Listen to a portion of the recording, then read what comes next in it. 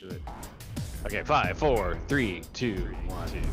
Wait, what's this? Welcome to the Big Announcement Coming Soon podcast. I'm Michael Bull, joined today by just David Collette and Jeff Renson. Nick has left us for a period of time.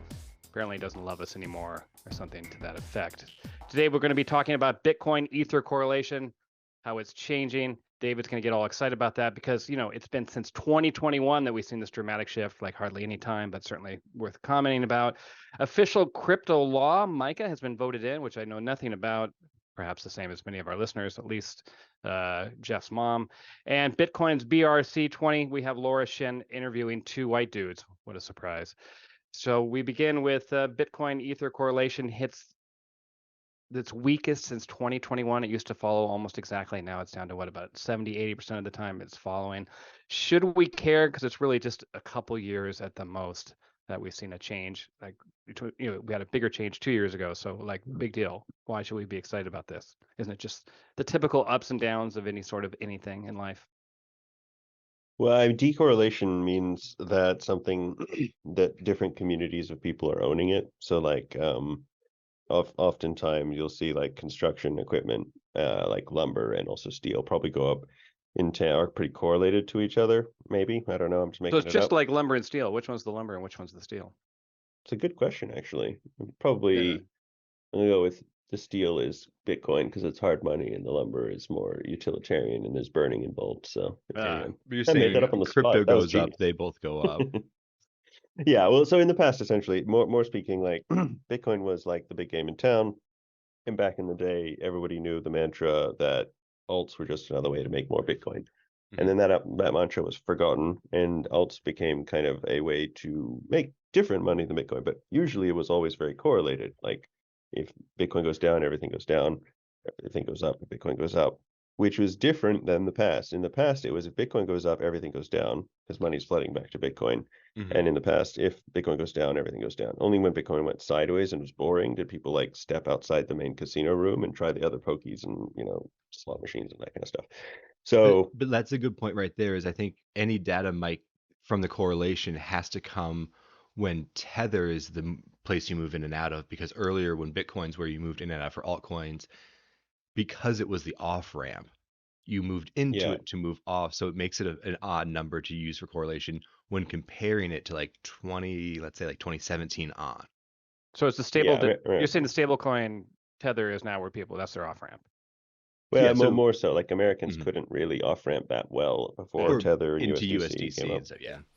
All right, so I get the concept of correlation. I don't know why we should care or why it's significant that they're saying ETH and Bitcoin are not as correlated as they used to be, at least compared to 2 years ago, which is again such a short time frame. So like, so what? But let's say it does depart. Why is that a big deal? So yeah, kind of going back to the idea of like people used to trade in Bitcoin, it's almost like people used to trade in gold and oil was priced in gold, and then they switched to like the dollar standard, and then Yeah. like oil decorrelated from gold price and became associated to dollars. So that's a little bit of the reason. The other reason though is that the supply change has happened. So the merge occurred, and also that people would be anticipating the merge occurring, and so they're changing what they know about the market supply.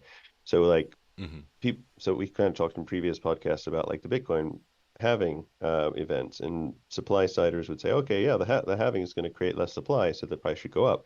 But the market already knows that. So the demand siders would say, well, they've already priced that in. So this Right. merge, however, wasn't priced in because it was happening. It was happening for like 5 years, and it kind of was like always getting pushed off. And then pretty soon started to look like it was going to happen, and that's when people started repricing Ethereum, I guess, because essentially it was going to stop print and stop inflating and start deflating, and a whole bunch of different reasons. And so that would be the main reason I would say that it's decorrelating from Bitcoin. But it's actually really cool It's not because because it it's shows it. cooler. Well, it's also that because it matters That's what we that want to people hear. That's the care, exciting reason. right? Uh-huh. Well, exactly. Like you could say, well, so the other example would be another L1 that doesn't decorrelate. It just goes up and down with Bitcoin. That shows that there isn't really a community invested in it that are using it at the same rate that Ethereum. So like the supply change actually affected the market so significantly it started to decorrelate from a different asset. That shows it's actually got real traction, I would say. So it's pretty exciting, but yeah, it's too early to kind of see. There's too many things that have happened. It for it to have settled in price correlation yet. So it might re-correlate again in, I don't know, a year, 6 months, or tomorrow. And the reason everybody's so excited about it is that the concept that could flip, that ETH could be worth more than Bitcoin. Like if it wasn't for that, that's probably what generates all the headlines. Definitely, yeah. Well, the Ethereum is the second best, or second most value capped cryptocurrency, and a lot of people would say that, yeah, it will become the first, depending. Bitcoin would say definitely not, but I don't know. I would say probably yes, because if Ethereum's trying to be the global internet, what's the value of that versus global gold? Well, global gold is 20 trillion, and the global internet is probably hundreds of trillions, right? So even if it's a much smaller, portion, that kind of percentages seems to me the market size that it can touch, and so therefore should be valued at. All right, and Jeff, you're going to say something exciting. Yeah, no pressure. Gas, not exciting. Ethereum gas has been through the roof the last couple of weeks because people are using it, and then everyone says, well, we shouldn't be using it, we should find out. People are choosing to spend extra money because to them buying a meme token or an NFT right now to flip, right? It's all about making the money is worth paying those gas fees. So it's kind of a product of being successful, and you can see ETH every time those gas fees go up. It's the market saying we're so desperate to use this network right now, and then you have the whole utility argument, which is great because it is being used. Yeah, but why would we want to use a system that has gas that makes it expensive? Well, that's perfect because that's what a stupid system. So introduce my. But people are still willing to use it. Okay, so well, to answer that real quick, there are L2s to do the same stuff cheaper. However, what I'm saying is people find it worth that cost. Yeah, I get it. Use it. So I mean, you're saying it's a measure of its popularity. I get that. Yeah. But doesn't that also just sort of say how dumb it is? No, not at all. It's really important. It's part of the whole scale. So my article is about BRC20. Oh, you want to skip to yours? We were supposed to talk about mine. Yeah. Okay, so tell us about BRC20 mania. Yeah, totally.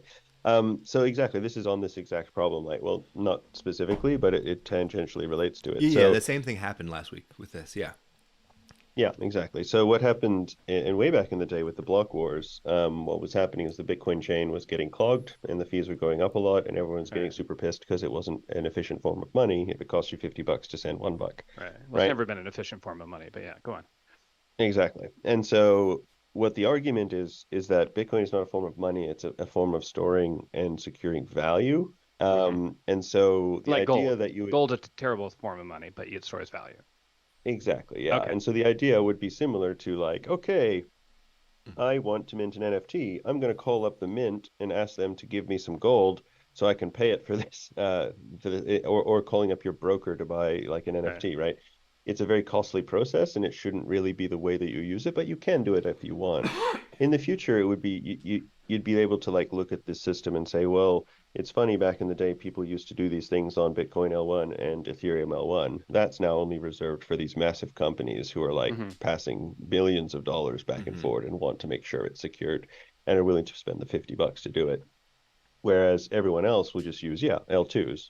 It's kind of the natural upgrading of anything. It's like back in the day, we used to all access one like GeoCities for all our websites, and now we can launch our own websites and stuff like. But is it really that simple? You just jump over to an L2? It's really that simple? Yeah, it is. How do we trust the L2? Some you transfer money to. If you're using like a ZK rollup, you don't. You just do an Ethereum transaction, but then you're waiting for like 50 to happen at once, and it gets written so by your user experience for using like a ZK rollup doesn't feel any different. It just is a little lag. So it's but you're trusting a new system. The banking system. Well, the banking system has a good example, right? So, like, if you put more than $250,000 in your bank, it's uninsured in theory. So L2s would be where you do the lower, like your day-to-day spending. You only put like $1,000 in there at a time from your main account, and your main account is on L1, and so that's like your checking versus savings account. So you're saying to do that because it's riskier, and so. Yeah, put less slightly money, riskier. But doesn't that whole concept makes it seem kind of silly? Like, why would I want to do that? Well, I mean, it's basically saying that checking and savings accounts are silly, right? Like, why don't they just have one account? Because they're different purposes. It goes into different. They're regulated and insured. I'm not saying maybe just the belief in it is silly. I guess the concept maybe is not silly, but the belief in the system. Well, so I mean, the belief in an L2. Like, so okay, 'Cause let's say it- you're going to use ETH as a way of transferring Yeah. funds around, and so I've got to go to an L2, which I may or may not have as much faith in. But oh, don't worry, just put in less in case it blows up. Okay, like how is that a better system overall anyway? Well, the L2s are really strong. They're not like I use L2s all Yeah. the time. Like it's just MetaMask. You just change your account, just like you would change to your checking account. It's Mhm. just it's not actually less safe. It just operates in a different way, so it's not directly Yeah. filed on chain. It's like I mean, I guess it's It's kind like of like having saying Venmo and JP PayPal Morgan. money, right? Yeah, Venmo there you and go, PayPal exactly. have PayPal, right? They steal money from people constantly. And people use it. But Yeah, people use totally. it because it's easy and convenient. Yeah, And that's a good analogy. Mm, Because it allows me to exactly. But they're transfer not the money bank. if they don't have Zelle or whatever they might have. yeah, Yeah, Like if that's you're the L2. in Thailand, you can just go bank to bank, but in America, you have to go to all these third parties. It's ridiculous. yeah, money transfer And that's it. license versus a banking license, Yeah. and we'll get into more regulation later. But Okay. BRC Yeah, 20. so when it comes back yeah, to BRC 20s. yeah, when it comes back to this topic, exactly like the BRC20 problem now, or not problem, but like it's interesting. So if you think about Bitcoin as money and it should be really cheap to transact and it starts costing a lot of money, people who built models, and so like there's an example of the BRC20 inventors getting a lot of flack for people in like Africa trying to use Bitcoin to transfer, and it doesn't make sense anymore because it's too expensive because it's the base layer chain, and they should use the L2 to do it. And that's essentially like a change of. So there's a bunch of startups out there who now need to change their model because the price of the chain is too expensive. But they would also argue that's fine because if you think about Bitcoin, the biggest problem for Bitcoin is what happens if Ethereum does flip Bitcoin, right? Right now, Bitcoin's main purpose is to be the strongest, most secure chain. But then if Ethereum's processing more money, then it becomes the most secure chain. So what is Bitcoin for? Well, Bitcoin is now actually starting to innovate a bit more than it used to be. It used to be super conservative and allowing, minting of NFTs, allowing, smart contracts and stuff to operate through these BRC20 tokens. That will drive the price of settling on Bitcoin up high enough that eventually when it comes to the blocks producing less Bitcoin for miners and mining still costing the same amount, the amount of fees they get from the network can compensate for the lack of Bitcoin generated in the block. And it's the system growing into its, eventually enough stuff has to be pushed across the chain to create enough value for the miners to keep mining. And this is a way of keeping those blocks high and actually increasing the amount of interest in paying for block space. So is that the reason to be doing it? To make sure you pay off the miners? That seems like a The reason you do no, it this is is, you want the chain to be It's used. a side effect. Yeah, this is a side effect. They mainly want to just the first NFT. This is an interesting side. The first NFT ever was traded on Bitcoin. Ethereum did it later, and Bitcoin would say, and I would probably argue it's true, the NFTs on Bitcoin are more permanent than they are on Ethereum because they are actually written into the Bitcoin code rather than or Bitcoin blockchain rather than just stored on IPFS, which requires Arweave does a better job, but that's kind of in the weeds. But essentially, it's kind of it's interesting because it definitely provides an answer to how will Bitcoin pay for its miners to secure the chain, where Ethereum would be like we don't need miners, we just have proof of stake, and then we solve that problem. So Bitcoin has to have an answer to that, and this is part of that answer. And now, Jeff, you seem excited about this too. Well, no, just to look at people are talking about the fees killing Bitcoin. Again, it's showing people are interested in the network, and the network security is a factor of people using it and paying to use it, not in holding Bitcoin. Yeah, it's also costs $50 to spam the network now, right? So it's actually it just changes an echelon of users. It's too expensive for a lot of users, but now a lot of other users like us actually being more secure because of these reasons. Yeah, it's more secure, and really it shouldn't So be an issue. we want it to be expensive to do transfers, so we have less people using it. That somehow. So we makes have it more people secure. using alternatives like Lightning Network. So on Bitcoin, you have like an L2 like Lightning. If you want to be sending back money as spendable Bitcoin, it should be $1,000 of Bitcoin in your Lightning channel. You do that. If you're sending home remittances, Lightning is a lot lower fees. And I think that's what David's It just getting seems to shady still that you have to go to a third party to do reasonable transfers. Well, I mean, it's a really good example because this is like banking with the Fed. And so the thing you're calling shady is having all these other banks that then bank with the Fed, and you have to bank with the banks. It turns out it is actually shady. We should all bank with the Fed, good which point. is what everyone's But doing. one is regulated, and one has a lot higher barriers to entry, and one doesn't. So it's probably all we have. Correct me if I'm wrong, but to be an L2, there's just the technological. Who created barrier, those barriers? Right? How can the FDIC not have the ability to just offer bank accounts to all of its citizens? What is this, like the 50s? Come on. Yeah, I've read about that, but geez, would I want the government? They're not very good innovators. They're gonna be really shitty at banking. So you're a L1 maxi. I love it. Yeah, you believe in using the main chain. No, well, yes and no. I guess I'm contradicting myself because I just said we don't want if L1 is the FDIC, I don't want them doing the only banking. Right. Because they're going to be shitty at it. You want some competition so that somebody's like, hey, let's put the color blue because it makes people happier inside the bank. The FDIC is not going to think about that kind of stuff. Those are the L2s. Yeah, exactly. Right, but these L2s are regulated versus the barriers to being an L2 are pretty high. The barrier to being an L2 But if I spin up an right? L2 tomorrow, no one uses it. You need to spin up an but- L2 and get billions locked in, get companies involved, get people to develop but on the barriers, there's no barrier. Like you're just saying that. No, there is. But no one there's a cares barrier to about people. it. The barrier is no people one love cares it. about my L2. Yeah, but that's not a real barrier. There's a huge barrier. It's first mover advantage. Coinbase runs an L2, for example, and it's a publicly traded company. I guess what I'm saying is it's so easy to be an L2. I could bullshit my way through it. Of course, and you could launch a meme Like coin Tether. that everyone would buy. But like, why would I go? It's kind of like saying, oh, websites are so easy to create. I'll just create my own website and put all the other websites out of business. Like, go to your website. I'm saying that it makes the barrier so high, I guess, that it lowers the number that are there, right? And so The barrier is not in creation. The I barrier is have in my the crap. community. I probably have to have my crap together more to do an If I L2, want so to to- speak. In the If I want to FDIC. send, if you want me to send my money to your L2, you're gonna have to be pretty awesome and have pretty awesome backers for me to consider doing that. There's no chance I'm just gonna send it to your crappy L2. I'll have to create a narrative that I have all that you may But believe. you don't. Doesn't Why have would to I trust exist. you? I'll just use the Coinbase one, right? Coinbase is a publicly traded company, so like just use that rather than Mike's one. So that's how all competition works, right? You could just start a burger factory on your front lawn tomorrow, but you're not going to put McDonald's out of business. People are just going to trust that. Who knows what you're doing with, and then you get shut down because But I you can't launched a security token. There's some barriers, some regulation I have to get through, health department, et cetera. Gary would say there is too. That Gary would say you launch an L2 in America and you offer a security token, you're going to jail, son. Okay, so there's your barrier. Yeah, there you go. And there are already L2s, so you might as well use the ones that exist and not the crappy new ones. Well, that doesn't sound good. Then we have monopolistic issues. But okay, let's go. Let's move on. Micah. Regulation. I'm talking regulation. Just Yeah, I perfect think it flows segue. perfectly. Okay. Tell us about Micah being voted in. So I'm going to talk about Micah. Hit on BlockFi for 2 seconds and back to Micah.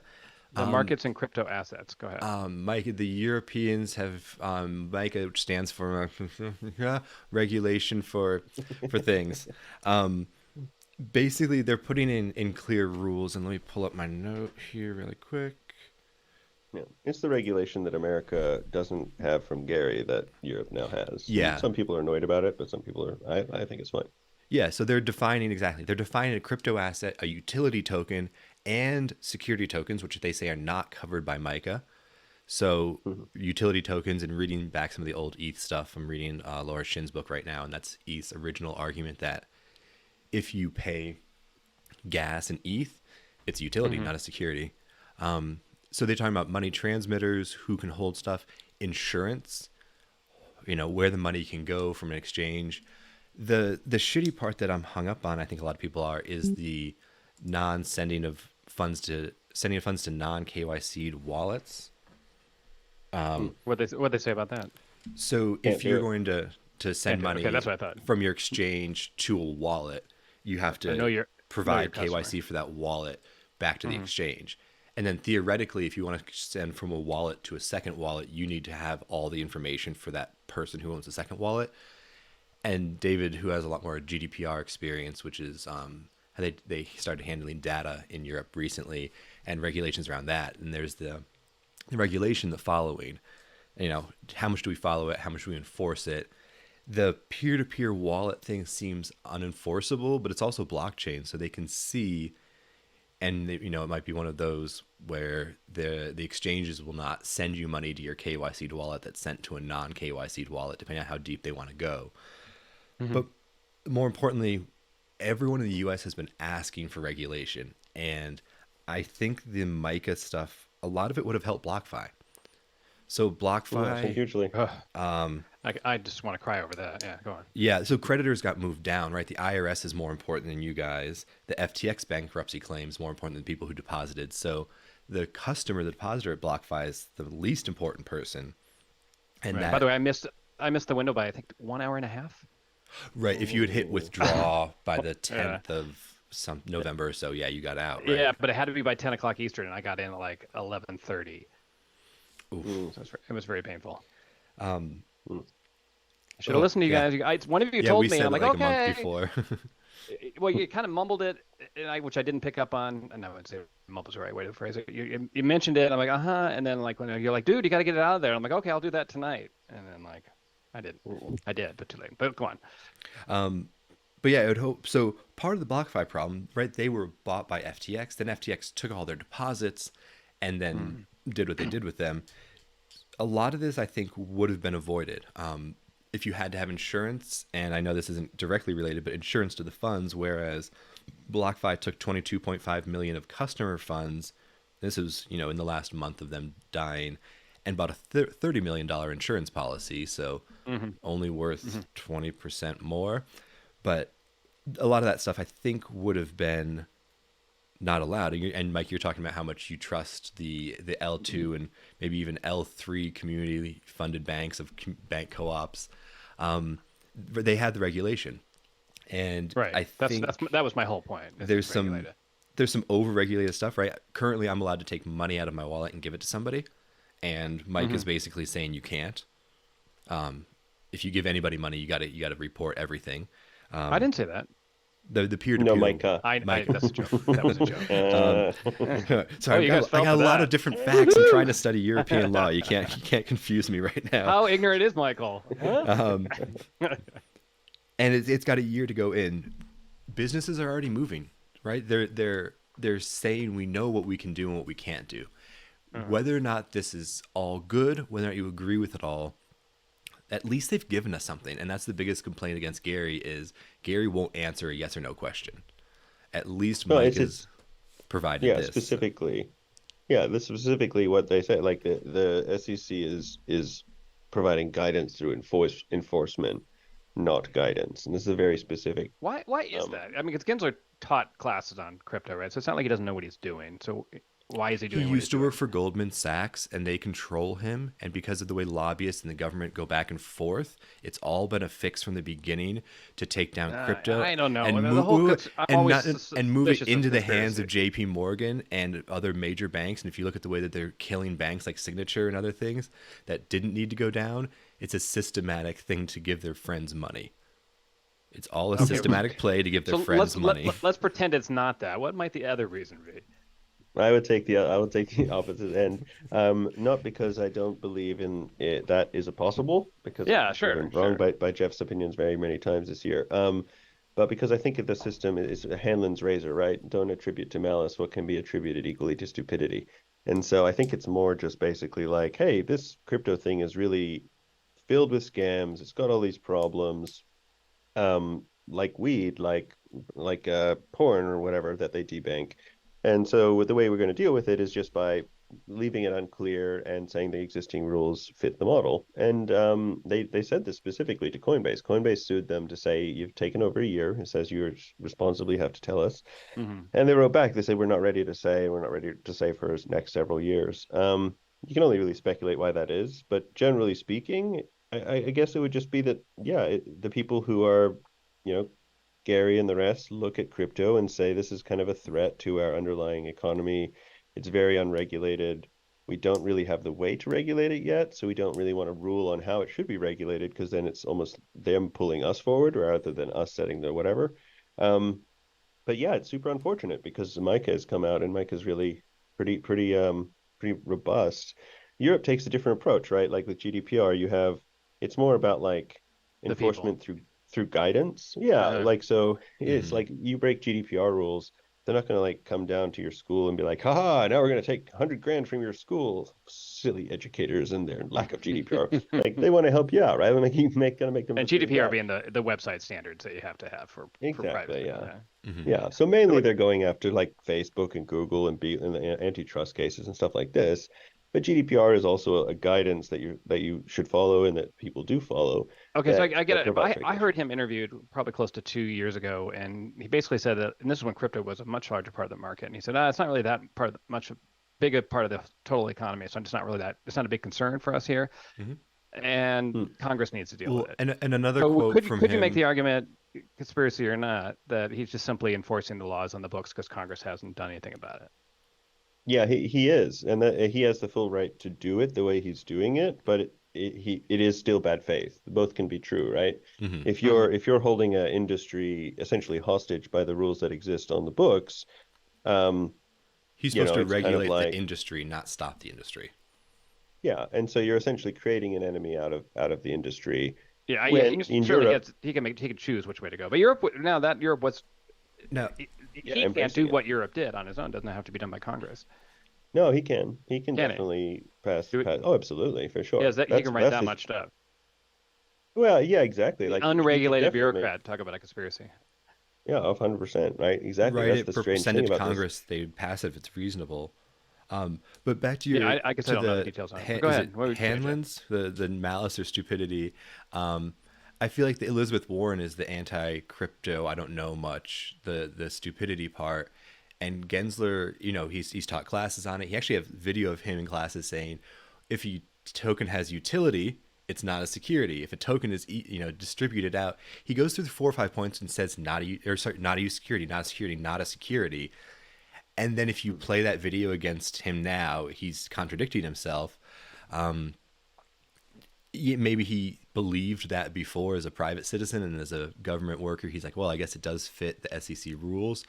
But I feel like when he taught his classes, these weren't securities, and then the people in charge wanted to pick up the business, so he had to change what it was. Well, I mean, the effect is chilling on the sector for sure in America. That's why I think Coinbase is doing a countdown right now. I bet you it's a countdown to when they open their exchange in Bermuda. I want to say it's going to be based out of. And yeah, a lot of people are moving over to Swiss banks like Sygnum and Seba are now huge recipients of money coming out of America from Signature and stuff. But the thing is, like, when you come down to like MiCA laws, like it all just makes sense, right? All the regulation you're asking for, Mike, is right there. And so for exchanges, the way it will work is like you take your money out of an exchange, you send it to this wallet that you have also KYC'd because the exchange requires that to occur.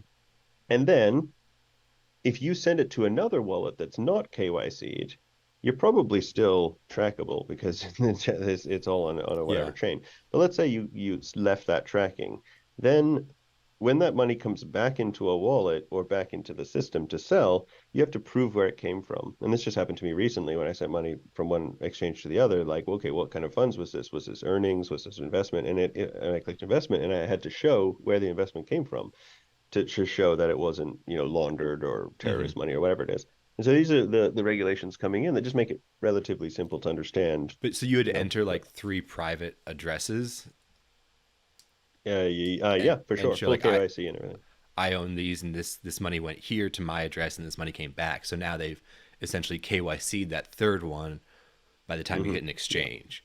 So you can use it. So you could essentially, if it touches you could still use it in essentially like a little dark market, but the money that comes out, it's going to be, you'll have to kind of go through some steps to be like, yeah, I took it and I, traded it with my friend for an NFT and like that was off chain, but maybe you could, but it will decrease the quantity that people can do that. It won't be profitable for large quantities of terrorist money or whatever to flow through because you have to do that tracking, that KYC. And so it just kind of tampons it down. So that's I would argue a pretty constructive approach versus America's approach, where it's basically just like, if you deal with it, we're gonna shut you down.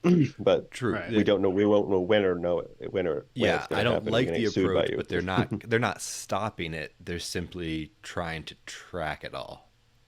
Yeah, and what maybe people don't understand is that most exchanges have a trust score rating.